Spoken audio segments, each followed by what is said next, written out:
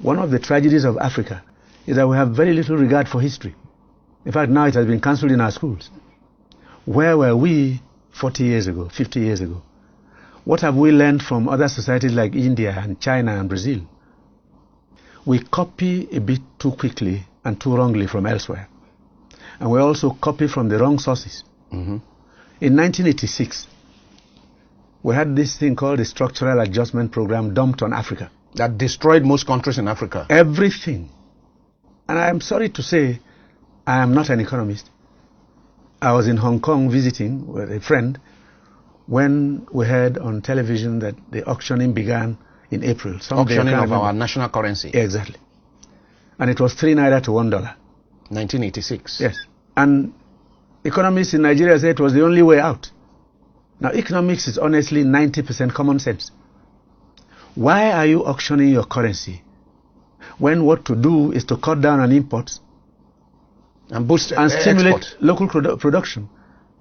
Why are you shipping in rice? That one began as far back as 1982, a task force on the importation of rice.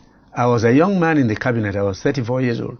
And I asked the question, why not a task force for the production of rice? I was told, oh, you guys from the university, you don't know anything. In the interim, let's just import. The bill rose to $5 million a day and remained so for nearly 30 years. From the Taiwanese? Yes. Taiwan, from Thailand, Vietnam, and even India. You just ship your money out and ship in goods. And once the structural adjustment came, we added onto it free trade. So we opened our windows, our doors, our roofs, and any foreign good was arriving. Dumped in. Plastics that wouldn't last an hour in the hand of a child as toys, honey, sugar, milk, toothpicks, handkerchiefs, pins on the table. We produce nothing. If you go to your house and look around, practically everything. What is it that is made here? Almost nothing. And we said it was perfect. Why? Oil and gas money. You ship out oil, send the proceeds to sustain other economies and bring in their goods. Along with the goods, unemployment and poverty Started. Yeah. So then we lost all our institutions, yes. Industries. Yes, exactly. The granite pyramids in the north. Everything disappeared because it was no longer fashionable. The textile industries to in go Kaduna. To the farm. So, if you go to the southeast, between 1982 and 1990, 510 industries sprang up. I think the Igbos then decided, rather than trade, we'll produce. Less than 90 of those industries are still running. The factories have closed, their owners have died. 500 industries. In the east. The owners have died, their dreams have died. All of this is being caused by a fundamental problem. There's discomfort. There is major discontent all over the place. So young people have nothing to aspire to.